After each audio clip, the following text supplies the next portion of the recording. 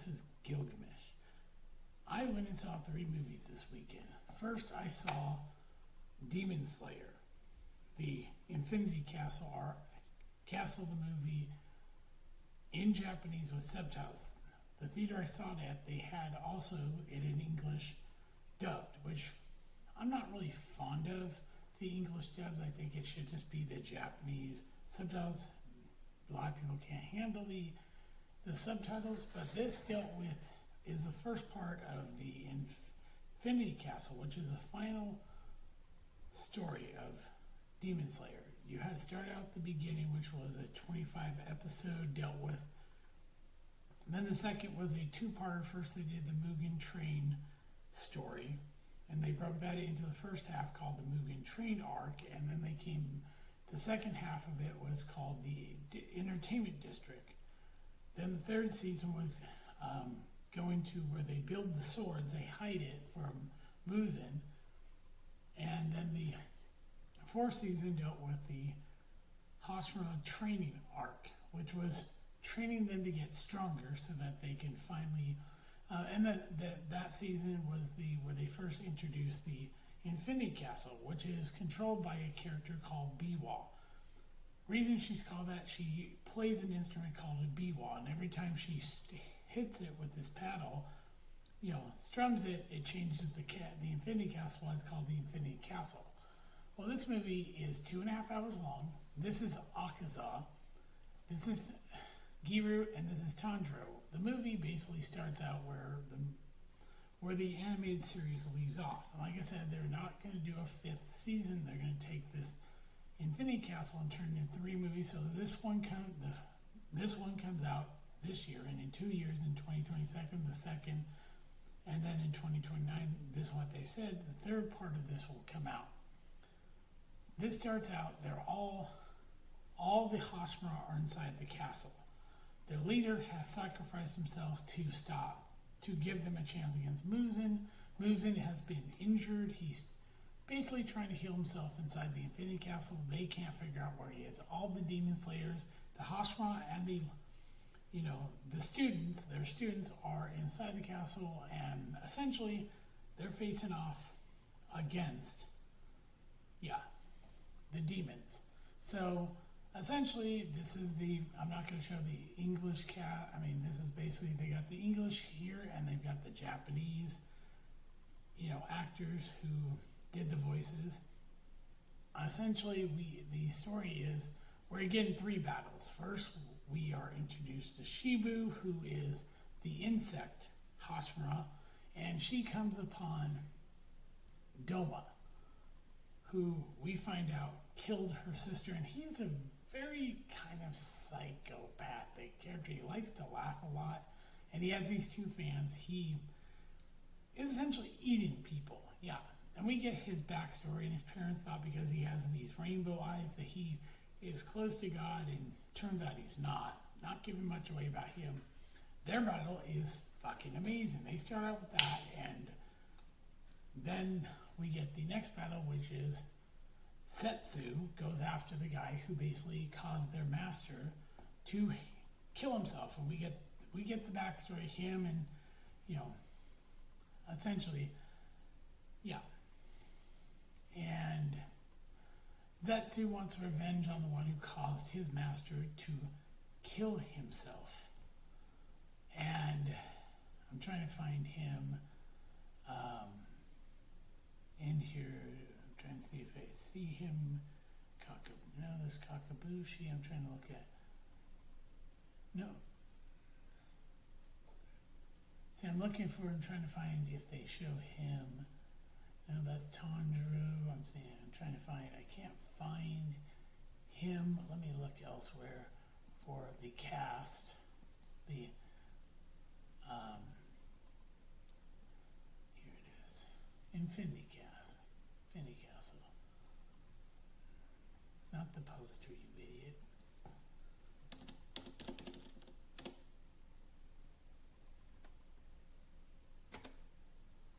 Yeah, I want to look up the cast because... No, I'm not looking for the poster anymore. I'm trying to find the movie. God damn it. This is real time, so...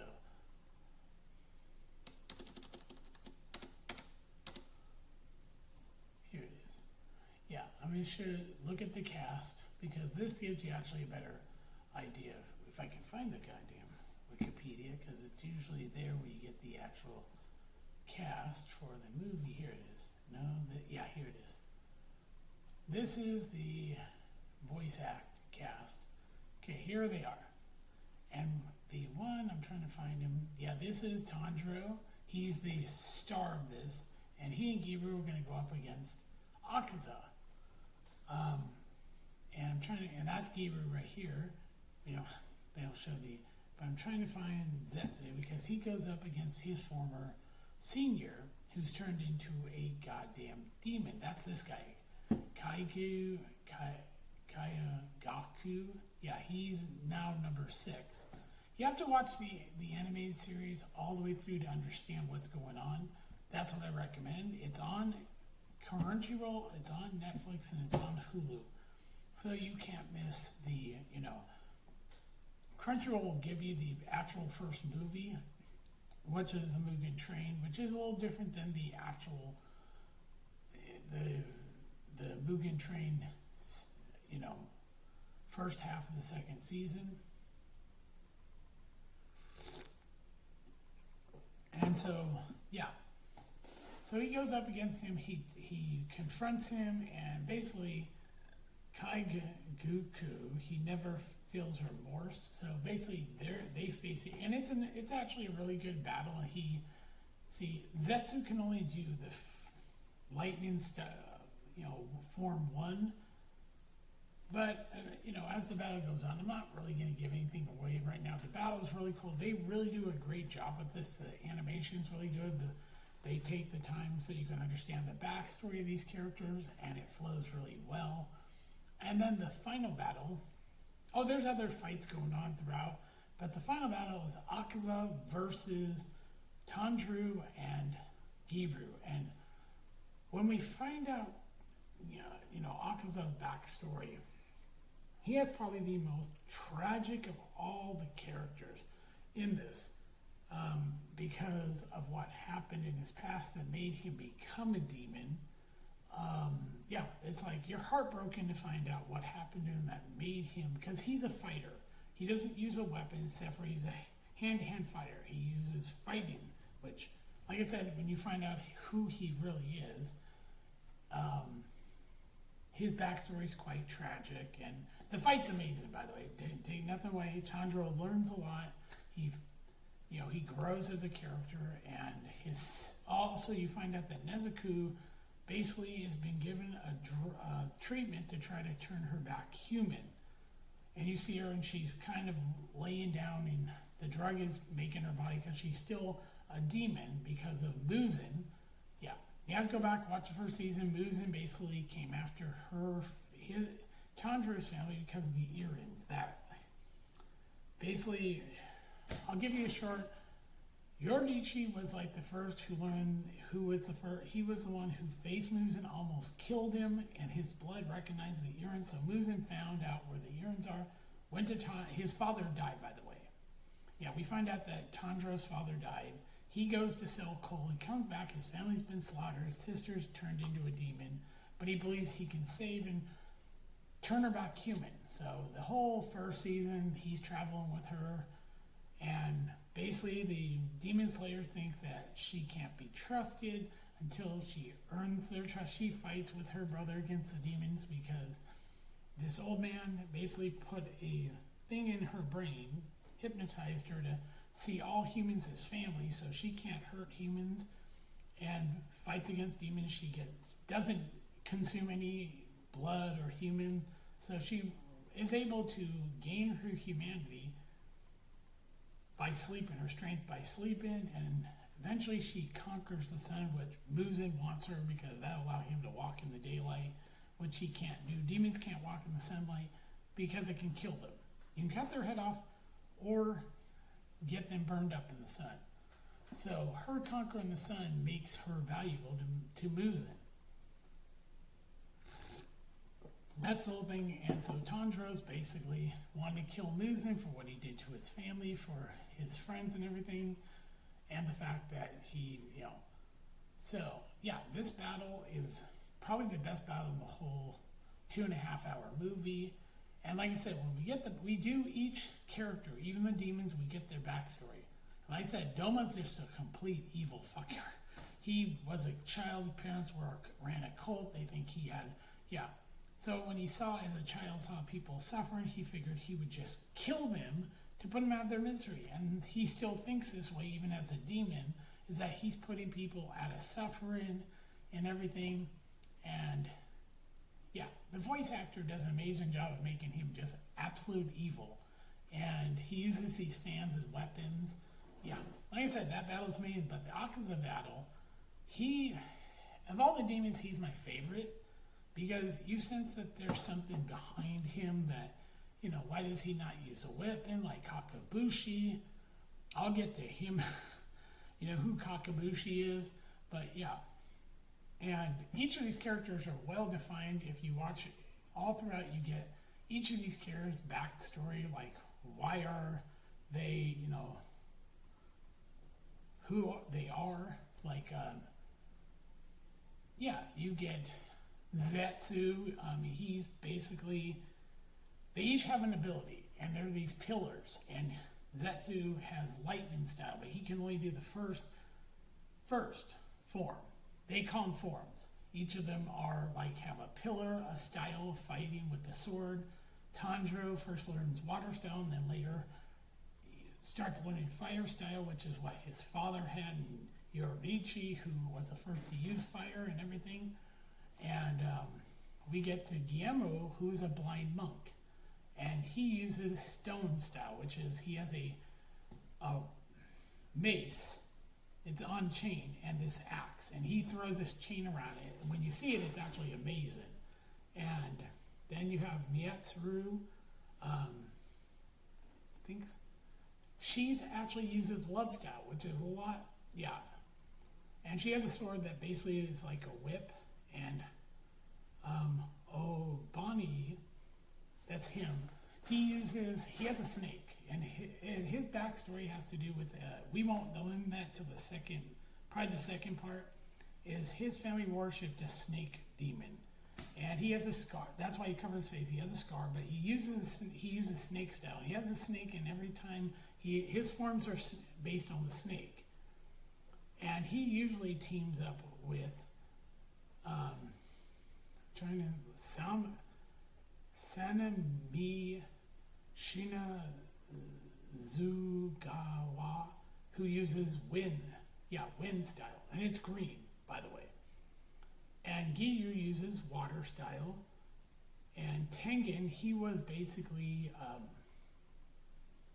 trying to remember what his was. I think it was sound, but he lost a hand and an eye, and so he no longer is really, fights. He sort of protects their master's kids who are scaling out the castle, by the way.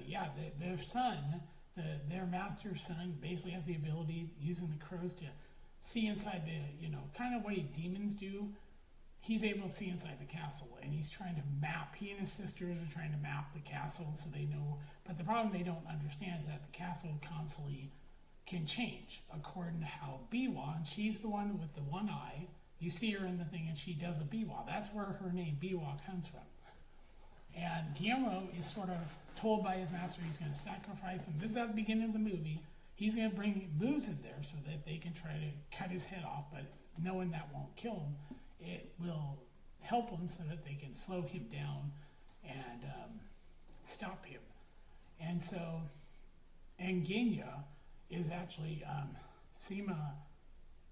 Saname's younger brother, who actually can consume demon flesh and use their ability, and he uses a short, they say pistol, but it's really a really tiny sawed-off shotgun. That's really what it is, and he has this tiny blade. And at first his brother kind of disowns him, but then, they come together, and this guy, he uses mist. His ability is mist. They all have different pillars and abilities, which we find out. And the demons are all unique. All the personalities of these characters are actually well defined. So this movie, we're seeing them in the castle, and they're fighting lower ranked demons. And like I said, Shibu comes up against, Doma, and he, like I said, he's evil as shit. We see Kakabushi. Well, Kakabushi happens to be Yororichi's twin brother, who could never beat his brother, so he became a demon because he always wanted to beat his brother. But the problem is he could never beat him, and his brother just died of old age, and he became a demon. So he's the number one ranked demon. He's that powerful. He turned Kaigaku, the new number 6, into a demon, offering his blood because he's a weak piece of shit. Yeah, he really is weak and shit. I like Akaza because he's straight up doesn't really want to kill anyone. He just wants to fight. That's, like when he faced Rangiku in the Mugen train, he literally said, become a demon so we can fight forever. He doesn't have, in him really want to kill anybody. He just wants to get stronger. So that's why he's able to fight better than most people. And I mean, this movie is amazing. The third fight is just off the hook. And then, eventually we get Akaza's backstory. I said it's heartbreaking when you find out what happened to him, who he was, and what made him, how he became a demon. It's the most tragic story. And if you watch through the previous season, you'll meet demons who also have kind of tragic, but his is particularly the most tragic because of everything he did was to help his father. He became a thief because he was stealing to try to take care of his father who was sick. And I'm not going to give much about that. You need to see this movie. It's amazing. Like I said, the voice actors, I like watching stuff in Japanese, not really in English. I've seen stuff in English. I've seen some of the voice acting where they're good, but I wouldn't, because you have Channing Tatum, and he's not a very good actor, or I wouldn't consider him a voice actor. I do like Christopher Freeman. He has a baritone voice that really works for, and Johnny Young Bosch is another good voice actor. Bryce Penn. Some of these I've seen them in other stuff. They're really good voice actors. But when this is based in Japan and they're all Japanese, I kind of stick with the Japanese because it's weird hearing an American come out of a Japanese character. Now, other anime series like Full Metal Alchemist, they're not based in Europe. They're like Europeans, not in Japan. So you can imagine American voices come out of these characters. So that's why you could watch. But yeah, I particularly stick with the Japanese. And God, this thing's just like this poster right here. This is Akaza, and this is Tanjiro, and that's Giru, and their fight is so goddamn. It's like right from the manga. They really did take the manga and bring it to life, and everything's phenomenal about this. All the fights are great, and the way it ends, it sit through the credits because more and more and more, and they're leading into the next movie that will come in 2 years, and yeah, and essentially, nothing about this movie, nothing's wasted. You have to be a fan of the anime. That's why I recommend watching the animated series. If you have Crunchyroll, you can watch it all the way through, including the Mugen movie, which is, like I said, a little different than breaking into the Mugen train arc. But God, this stuff's really good. The work is phenomenal. The animation's great. They really put a lot of work into it. They have things move at such a crisp pace. It's like, God, this is one of the best anime movies I think the best one this year so far. And the thing is, outside America, this movie is fucking killing it. It made over $70 million. In Japan, you gotta understand, America, it costs, you have to really make about 3 times as much back to really make it. In Japan, the way these movies are budgeted is everything from the getting it made, to post-production. All of it's in that cost. So they don't have to make more than to be profitable. They just have to make what it says the movie costs. So $20 million is what they had to make. Anything after that is profitable in Japan. So there you go. So they've already made over 70 million. This movie's already a giant hit. It's the number one movie in the world, and really, it's worth seeing. If you like animation, manga, this thing, if you watch all the way through the series, you'll understand what's going on. Then watch this, you'll love this fucking movie. I highly recommend it for fans of this, which I know it's really popular around the world. When I went and saw it, two teenagers showed up for the first showing, wearing, they were in costume. Yeah. And that's the thing about animation. If you go to the movie and you see teenagers, a lot of times they'll dress as characters from it. That's actually quite true, which is fine. This movie was phenomenal. Like I said, love the animation. I've been reading the manga. It's following the manga. I mean, they are following the manga. Like some, they change things, but the people doing this, the animated series and the movie are following the manga perfectly. And they change words when they translate in English. It does change, so that's why I watch it in Japanese, because the subtitles are done by the people that made it, because they want to make sure you're getting an actual direct it's fitting what's in the Japanese. So yeah, that's why I highly recommend the movie. Like I said, I didn't want to get much away because I want people to see this. If I were to go into it, I'd spoil the movie. I really don't. I think if you watch this anime from all the way through to the training arc, you're going to love this fucking movie. This is how you do an animated movie perfectly. So yeah, I would give this 10 out of 10 if I were doing that type of thing. So yeah, it's worth it if you love Japanese animation, you love Japanese voice actors, because they bring something about Japanese, hearing it come out of the voice actor being Japanese and the way that they express themselves, it sounds far better than sometimes from the American voice actors. It does sound different. So that's why I'm like, yes, I love the Japanese. I'm used to the subtitles. They don't bother me. I listen to a lot of Japanese music. Yeah. So I'm used to I love the Lisa has a song in this. She's a Japanese pop star. Her music comes in a lot of the animation and everything. Like the first season of this show, of Demon Slayer, one of her songs, Krugen, I think it was called, was used for the opening, and she did the closing. Yeah. This movie's just amazing. So yeah, highly, highly recommend it. Go see it if you want. If you like this, yeah. But I recommend see the animation first before seeing the movie. So that way you understand what's going on, because Chris Gore didn't see the animation, he didn't understand the movie. He said it really is for fans of the manga and anime, which is true. So this is Gilmish. I'll talk to you later. Bye.